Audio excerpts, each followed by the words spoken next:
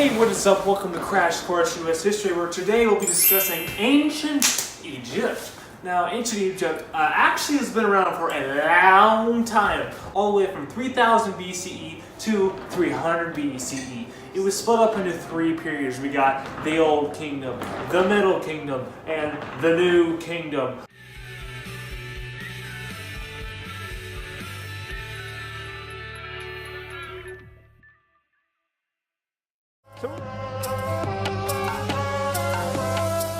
The Old Kingdom was from 2686 BCE to 2181 BCE. It is founded by King Dowser. The Old Kingdom is known for their pyramids, which house the deceased pharaohs.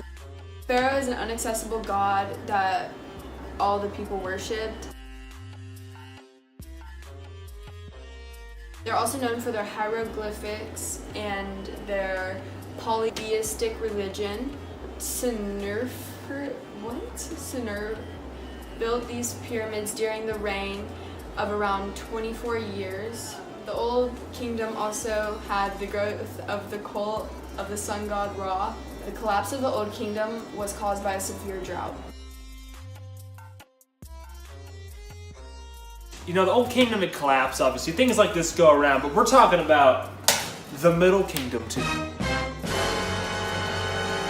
So, at the very beginning, there was two dynasties. You got the 10th dynasty and the 11th dynasty. They were fighting it out. And as these things tend to go, the 11th dynasty pulled out supreme, which is why they're called the 11th dynasty and not the 10th dynasty, because they lasted longer than the 10th dynasty, which is just a fun fact. So the Middle Kingdom lasted from 1975 BC to 1640 BC, and they're also known for their They finally got around to irrigating the crops, which they really didn't have to do beforehand because the Nile is just so awesome. They can just throw stuff at it and it grows. But during the drought at the end of the Old Kingdom, they figured out that maybe that's not a good thing to do, so they actually did build some actual irrigation systems.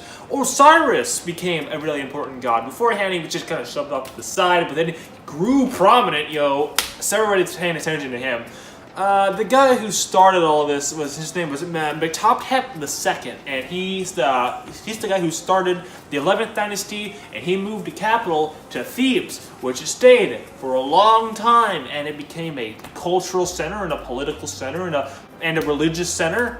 It became a big deal, actually. And the other important thing that happened in the Middle Kingdom is the army grew a lot. They got bunches of people and the soldiers, and it was unmatched for a long time until, wait for it, the Mongols. Near the end of the Middle Kingdom, writing became more of an entertainment thing, as you see.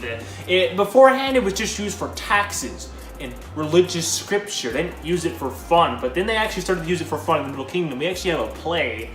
It's awful, but we have one, so And as things tend to go, the 14th dynasty, which was in charge at the end of the Middle Kingdom, kind of fought each other, and they got into a civil war, and then it was chaos, and that's what we call the end of the kingdom.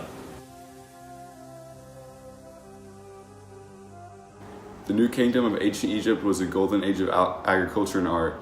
The empire that the pharaohs expanded through diplomacy, trade, and war brought Egypt centuries of political stability and prosperity. The economy of the New Kingdom period of Egypt can best be described as an agricultural command economy.